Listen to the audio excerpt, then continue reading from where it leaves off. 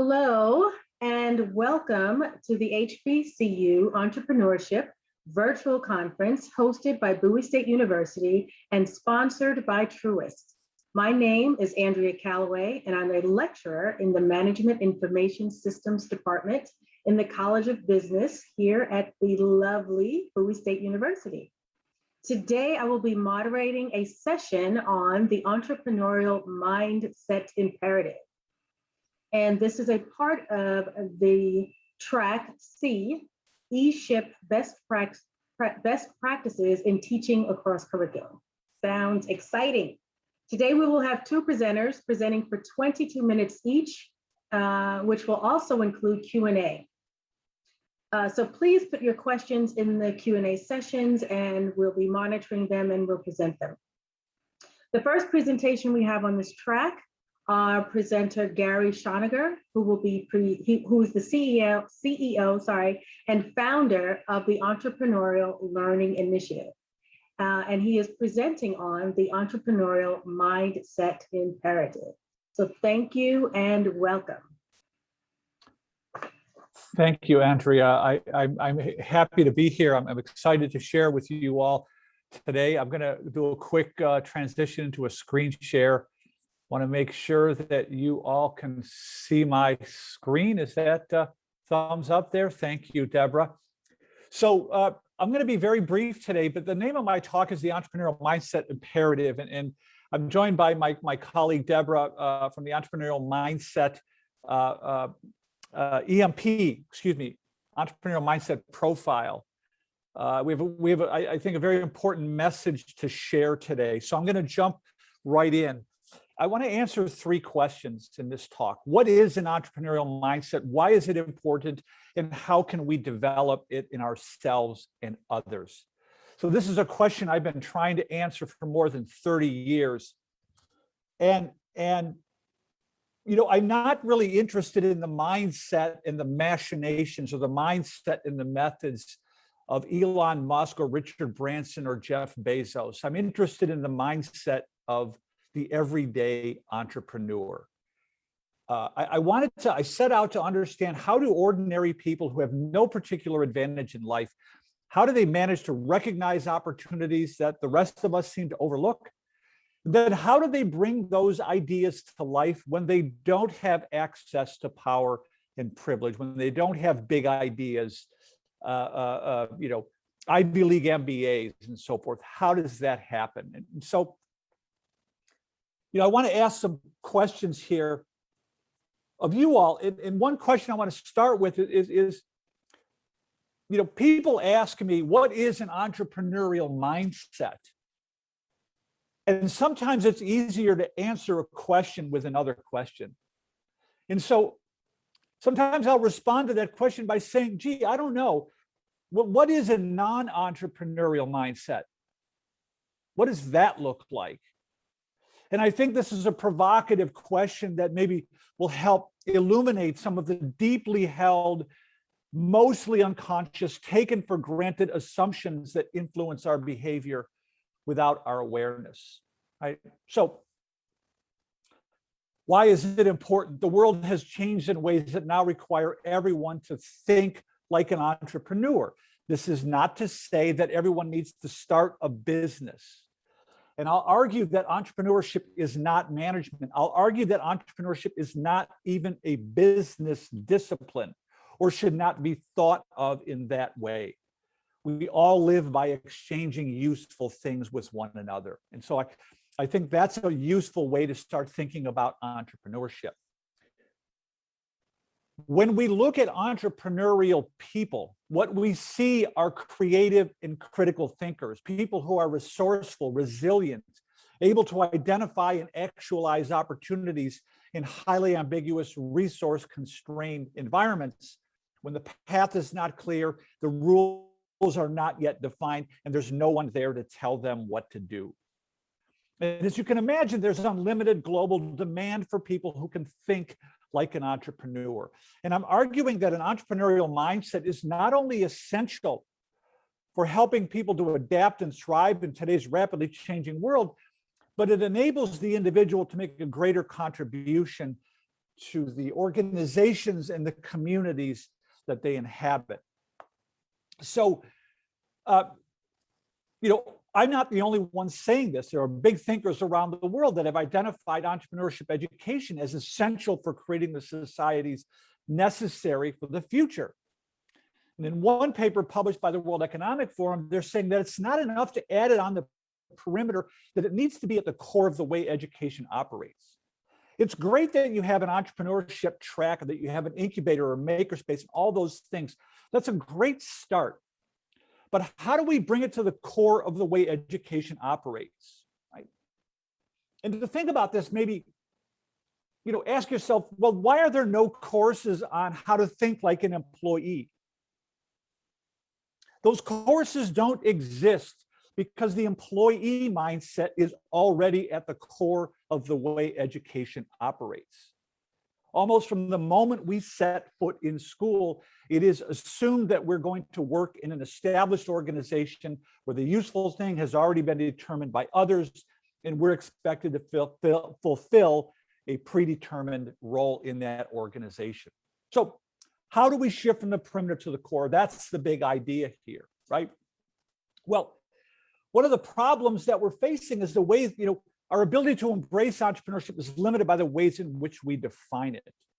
And the word means a lot of different things to a lot of different people. But when we hear the word entrepreneur, it often evokes the idea of a young white male at an elite university who's developed some social media platform or some new technology. He's got access to millions in venture capital, and off they go. Let's call this the venture-backed high-growth model of entrepreneurship. Right? I don't think there's any problem per se with that model. The problem is that this represents a tiny fraction of the entrepreneurial activity in the United States. And so it skews our thinking not only about how to be entrepreneurial, but about who can be entrepreneurial. And so maybe in behavioral economics, we would call this the apex fallacy. We're pointing to outliers as exemplars of entrepreneurship, and that's a big problem. And so let me back up for a second. In 2008, I had the good fortune to get hired by the Cisco Entrepreneur Institute to do a gap analysis on the entrepreneurship education ecosystem in the United States. And it's there that we really got to see that the way entrepreneurship is typically portrayed in the classroom is largely divorced from the reality of what a typical entrepreneur is actually doing. And so Cisco gave me the platform to go across the country and interview hundreds and hundreds of what I would call everyday unlikely entrepreneurs. Like average people started with a few hundred or a few $1,000s, came up with an idea and made something significant. They altered their place in a socioeconomic structure. They created something that was useful for people in their community or society as a whole, and they empowered themselves.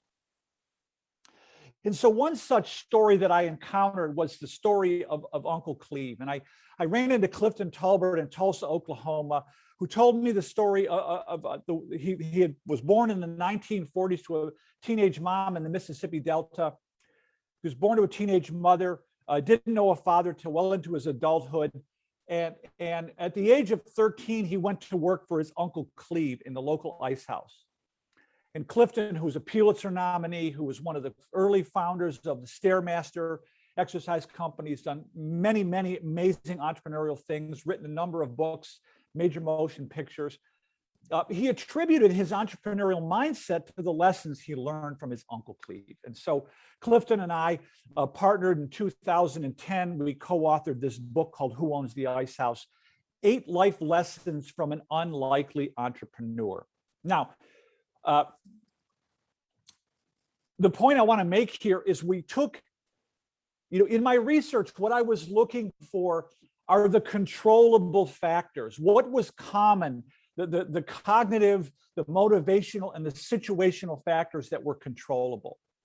And there are 8 core concepts that came out of our research that became the basis for this book and a curriculum that we created with some initial funding from the Kauffman Foundation. Now, one of the important lessons that we learned is that the entrepreneurial spirit is the human spirit. It's not just in some of us, it resides within us all.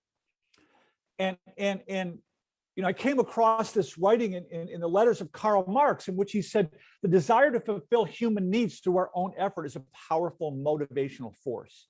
It's part of what makes us human. It's a fundamental human need, part of what he called our species essence. So I want to go through very, very briefly here these 8 core concepts. These are common and replicable, let's call them mindset and method. These are the basic competencies of an average entrepreneur. So what we observed to begin with is they were choosing their future. They were striving towards a vision. They had picked something compelling on the horizon that they were striving to achieve. And we now know from the literature that when we're striving to achieve a compelling goal, we're able to access unprecedented problem-solving abilities that are not otherwise available to us. The entrepreneurs tend to see problems as opportunities, and this requires empathy. They recognize that by solving problems for others, they empower themselves. There's a bias towards action. They try lots of little things. They're micro experimenting, and this is really a concept rooted in biology. This is how an organism connects with its environment in unknown circumstances through micro experimentation. We also notice that they're avid learners, but they're not necessarily great students in the traditional sense. They're learning through informal and non-formal, as well as normal formal learning methods. We also notice that they're very resourceful. They tend to invest their discretionary time, thought, effort, resource in figuring out ways to make themselves more useful, rather than spending their discretionary resources on recreation and leisure or on ornamental things. They tend to become very reliable. They tend to, as a problem solver, they develop a reputation that becomes essentially a luck generating machine. The more reliable they become, the more people bring them their problems to solve. They surround themselves with more knowledgeable others, MKOs, right? They tend to put themselves in the middle of communities that want them to succeed. They surround themselves with other entrepreneurial people who are perhaps more successful, that provide guidance and support. And ultimately, they develop the resilience which stems from optimism. They develop the resilience that enables them to keep getting back up after they get knocked down. And so very briefly, these are the 8 core concepts that became the essence of the Ice House Entrepreneurship program in the book and our training. So all this is to say that entrepreneurship can be defined as the self-directed pursuit of opportunities to create value for others. And by creating value for others, we empower ourselves. And I don't just mean that we empower ourselves economically. I mean, we become optimally engaged. We experience personal growth. We experience psychological well-being. And I'm starting to see scholars writing about the eudaimonic benefits of entrepreneurship. My point here is that let's not overlook the developmental benefits of entrepreneurship as well as the economic. So I've scoured the literature and I can't really find a meaningful definition of the term mindset. So I took Edgar Schein's definition of culture, because culture is a collective mindset, or our mindset is our individual culture. And I know this is a little bit clunky, but it's quite accurate. I define a mindset as a pattern of beliefs, assumptions, and mental models learned by an individual that has worked well enough to be considered valid and therefore assumed to be the correct way to perceive, think, and feel. When we look at entrepreneurs, what we see is an individual searching for the intersection of their own interests. And it's interesting to me that in the literature, interests are described as trait-based tendencies, meaning they're unique to us as individuals. Nevertheless, the entrepreneur is searching for the intersection of their interests and abilities and the needs of other humans. And in that intersection, they become optimally engaged. That's where we tap into the most potent form of human motivation. It's called intrinsic motivation. So, in summary, what I'm saying quite simply is that an entrepreneurial mindset begins with this very deeply held, mostly unconscious assumption that it's up to me to figure out how to make myself useful to other humans. And by doing so, I can empower myself. So how do we cultivate that in ourselves and our students, right? Stop thinking about what we're going to be when we grow up. Stop thinking about what job we're going to, or our job description, and start thinking about what problems do we want to solve and what do we need to learn in order to solve those problems. I think that's really the fundamental shift that needs to occur. That the entrepreneurial process is a discovery process. And I think, as Jerome Brunner said, like the greatest obstacle to discovery is the belief that opportunities do not exist. So thank you. I'm hoping there's time for questions now. If not, we can get some questions later. You can learn more about our work at elimindset.com. Hope I did okay in the time there.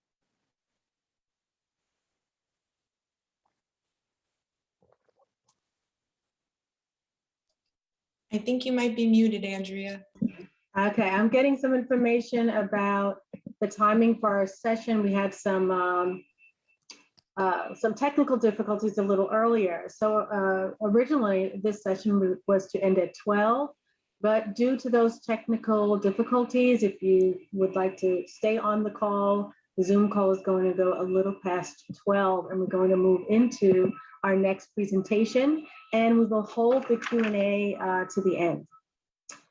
So we'll move into our next presenter, Deborah Conrad, who is the Entrepreneurial Mindset Profile Product Director of the Leadership Development Institute. And her presentation is titled Exploring the Entrepreneurial Mindset Profile. So thank you and welcome, Deborah.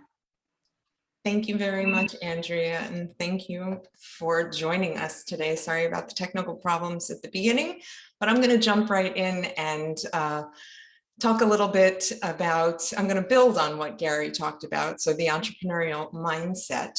The Entrepreneurial Mindset Profile is an online assessment that was developed by the Leadership Development Institute at Eckerd College down in St. Petersburg, Florida.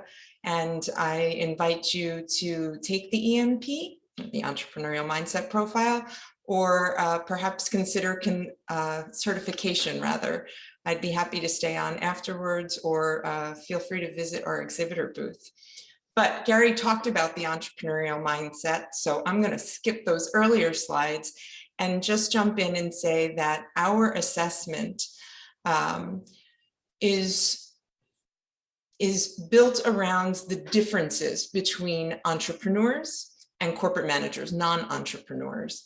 And we had at the Leadership Development Institute a corporate client who was interested in increasing innovation in its workforce. And they came to us and asked us to run a program.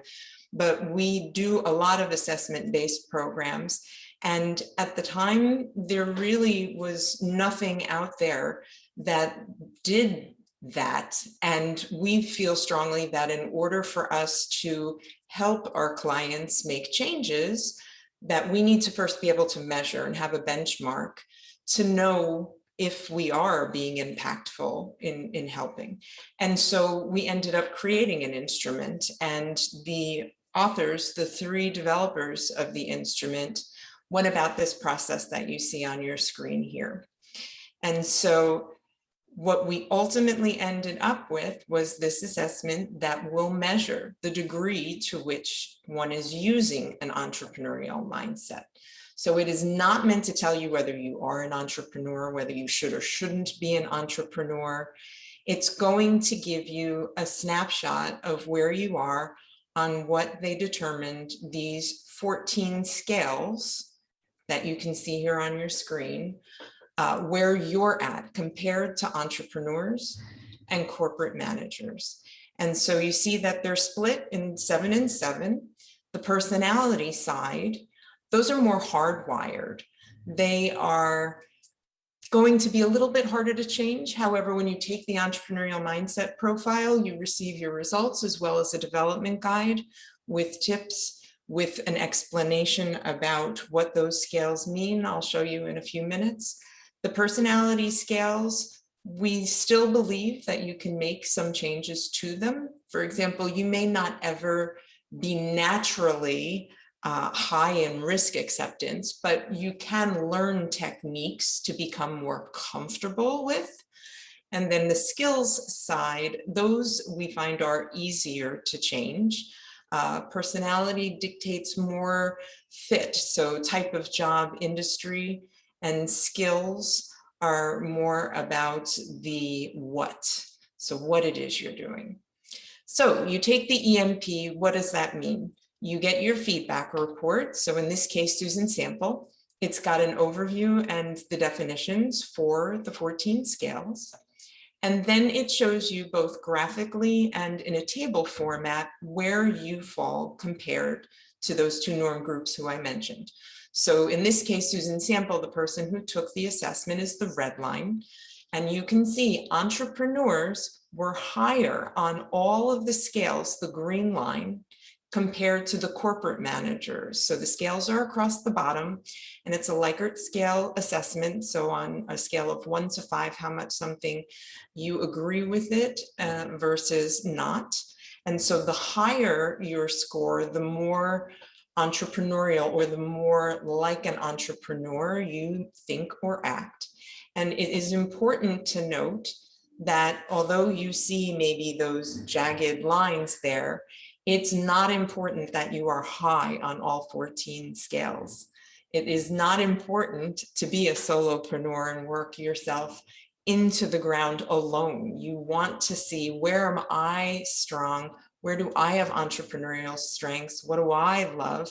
And maybe where are there people with complementary skills to be a part of your team and to be a part of your mission and your organization?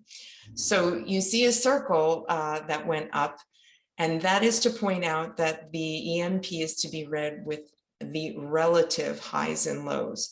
So if you look at the scales, you can see that actually the highest score is on need to achieve. And I'm not sure if you can see my cursor, but that is over here.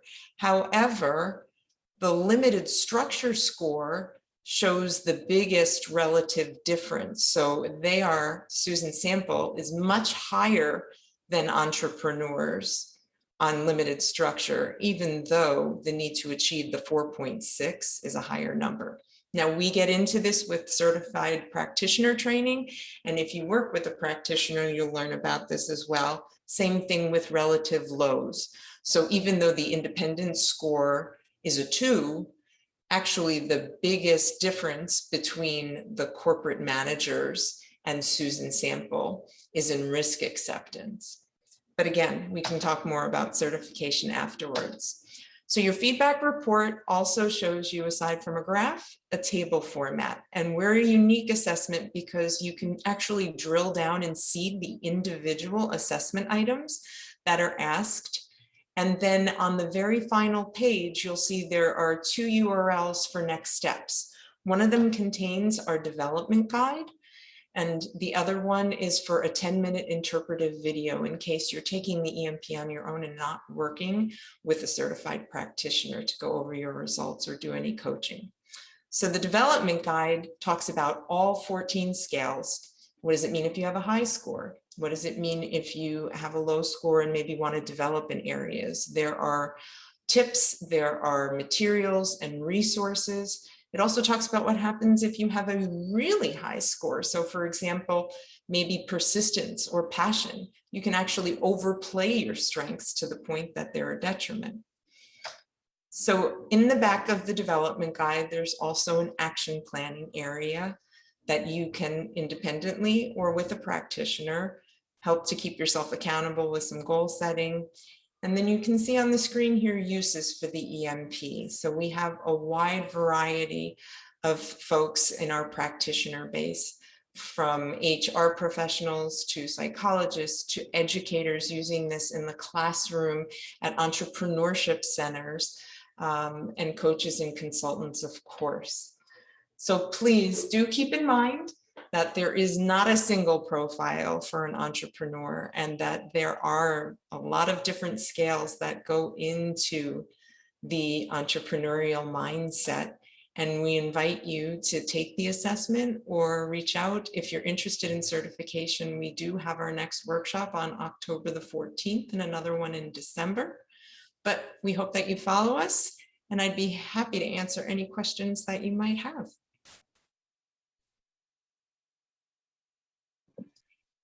Thank you, Gary, and thank you, Deborah. Those were excellent presentations. I know I learned a lot, just even though it was a short period of time, that was such a valuable chunk of information. Let's see, Deborah, if you can stop sharing your screen, and then I can see if we have any questions in the chat.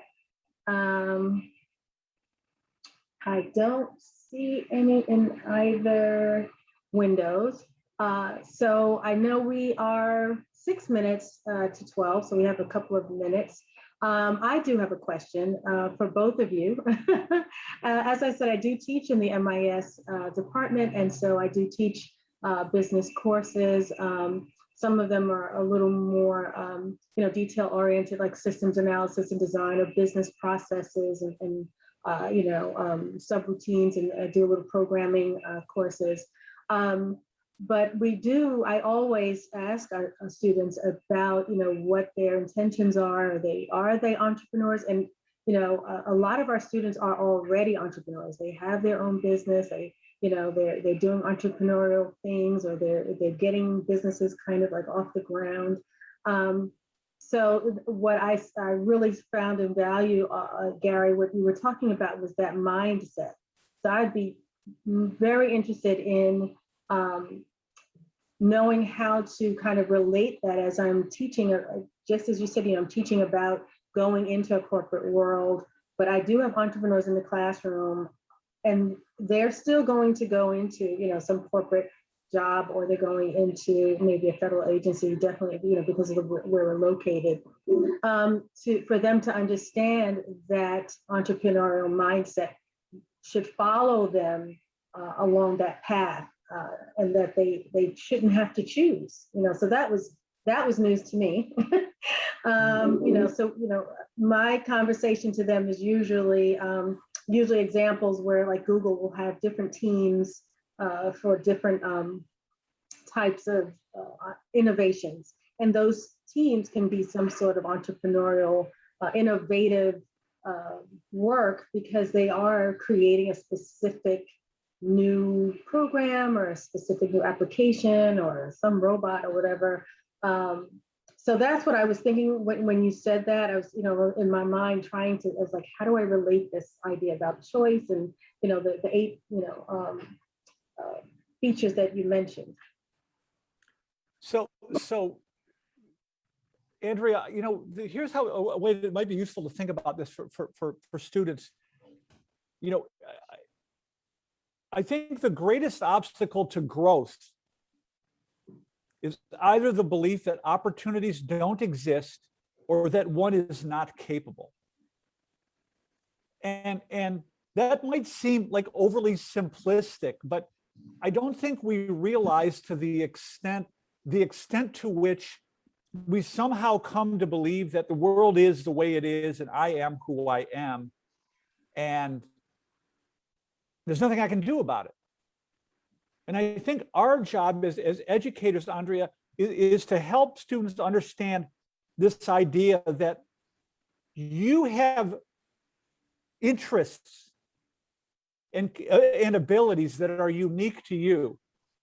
And it's our job to help you figure out how to make yourself as useful as possible with your gifts.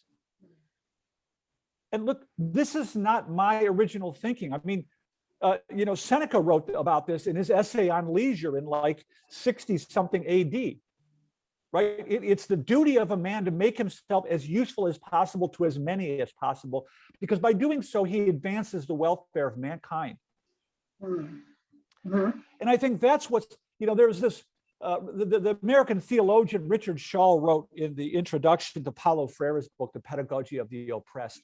He said something of the effect that education either serves as a mechanism by which we bring the younger generation into the logic of the present and seeks conformity, Mm-hmm. or we like, something to the effect of like, or it seeks to empower the younger generation to transform their world.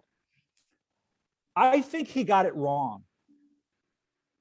I think it's not an either or. He framed it as an either or. Look, we've got to bring the younger generation and tell them like what we know. And we're doing an okay job of that. What we're not doing an okay job of is saying to the younger generation, the world's kind of messed up. And we need you to figure out how to fix it. And we need you to find the cracks in our thinking. We need you to the beginner's mind to find ways to make it better. That's what's missing, I think, from the broader conversation, Andrea, to keep that, non-entrepreneurial behavior is learned. Mm-hmm. Yeah. Right? So our job is to keep it alive and keep asking people, what's preventing you from making yourself more useful to more humans? Mm. That's what I would say. And again, Andrea, my definition of entrepreneurship as a self-directed pursuit of opportunity to create value for others. That's non-denominational. Yeah. It's interdisciplinary. Yeah. That is not domain specific. That doesn't assume you're going to start a business. That's IQ independent, it's resource independent, it's situation independent. You can embrace that if you've got a minimum wage job in a sandwich shop or you set out to change the world. Yeah. Right. And so I think our job, Andrea, and I'll shut up in a minute. I look at Zagosky's like zone of proximal development, and I think of it as like zone of proximal usefulness. Mm. Right. How useful are we now? And how can we expand our usefulness with the guidance of others? How can we make ourselves more useful to more humans? That's really the conversation. In my mind, Andrea, entrepreneurship has absolutely nothing to do with business. It has everything to do with human flourishing. That's really what this whole conversation is about, in my view. It's about human flourishing. That's key. That's a very key way of thinking, and you've changed my mind. You've changed my mindset, and so I hope to go into the classroom, next week, with that, bringing that information and that thinking along with me. So Andrea, if you'll allow me to just do a quick plug. Yeah. We've trained educators around the world. We've trained 3,000 educators through our certification program, Entrepreneurial Mindset Certification Program. The next one is coming up in November. You can find it on our website if people want to learn more about the work we're doing. I just wanted to quickly throw in that plug. I'm sorry. No, that's great. Thank you. Thank you. And Deborah, I wanted to ask about the two columns that you shared, the personality and the skill scales. We're always talking to our students about skill sets, and especially in the College of Business, we're looking at yes, thank you, yes. Sure. We're looking at hard skills, soft skills. So this is a whole, I was looking at what you presented and trying to see where I could kind of check up and say, okay, well, that's what we've talked about. But this is a whole other set of is a whole other table. So I was really interested in, how this, relates to, or how, again, as I said, with to Gary, to relate this to my students in a way, because we've done the university, we've done strength builders. Yes. Yeah. So this was very interesting as far as, seeing where they kind of fall in that entrepreneurial thinking, their entrepreneurial mindset. Yeah, very interesting, with the different scales here. Absolutely. And to jump on what Gary had mentioned too, the word entrepreneurship. So you were asking initially internally inside an organization, maybe a lot of your students are going to go and work for the government, or, people who start small companies may become big companies, but you still want that innovation and that entrepreneurial mindset, regardless of whether it's a startup, it's a social endeavor, or a company. As far as your students, we see so many of our educator practitioners, and actually ELI and the EMP are currently doing a pilot program together where Icehouse facilitators are also training and getting certified in the entrepreneurial mindset and using the assessment inside of the curriculum, because those 8 life lessons touch on so many of these scales. And particularly for college students, self-efficacy is such a big thing, because yes, a lot of them are already entrepreneurs, but again, it's not just about starting a business. This is a mindset that you can use to get through COVID. We all just went through this crazy 18 months and needed to understand and be able to exercise our strengths for resiliency, for thinking outside of the box, for suddenly not having the typical structure we were used to, and being able to have that flexibility and react or execute on new ideas. So again, that's also why it's not important that you have all 14 of these as high. It's being able to work with others, knowing what strengths you bring to the table. The EMP is an individual self-assessment, but you, as a certified practitioner, so if you were using it in the classroom, Andrea, you could run a group report. So if you're doing experiential exercises or working with teams where you're assigning them in groups on projects, it brings so much in a common language, where then you have these 14 scales to compare against, to talk about how is this manifested in my life up until this point? What goals do I have, and which scales might be the most important? Use the development guide and the other curriculum that you're applying in the classroom to pick 2 or 3 and do an assessment at the beginning of the semester. Our education licenses allow you to do another at the end. Have your students write reflection papers or talk the discussions, breaking them into groups, asking questions. We have some practitioners who have their students make podcasts, do presentations. I'd be happy to share links to some of the videos that we have and blog posts and articles from a lot of our academic practitioners as well. But it's a great tool, and regardless of what major, it's great for workforce development, career exploration, because when you look at these traits and skills, who doesn't need to understand them, know about them, and know where your strengths are? And if you do want to develop, use the materials to help you get there to achieve your goals. Right, great. Yes, I liked what you said on the slide, that, that every person, may not have the same profile, have the same thinking, have, be at the same level, entrepreneurially. Yeah. Okay, so we are at 12:07. I have not seen any indication whether to begin or end, but I don't want to push too far down the schedule. I was, in my mind, I was thinking maybe 12:10. Let's see if you can unshare your screen. Let me see if there are any questions that might have popped up in the chat. No, I don't see anything from our host. So I am going to, unless you have anything else you'd like to add, I would think like I said, I think we maybe have a few more minutes. I think that both presentations were amazing. As I said, I'm always open to learn more and happy when I can. This is something, especially in the College of Business, that is a part of our assessment that we do.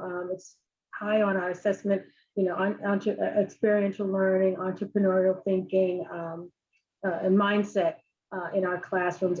As you said, Gary, interdisciplinary, so across the board in the College of Business, as well as across the university. Yeah.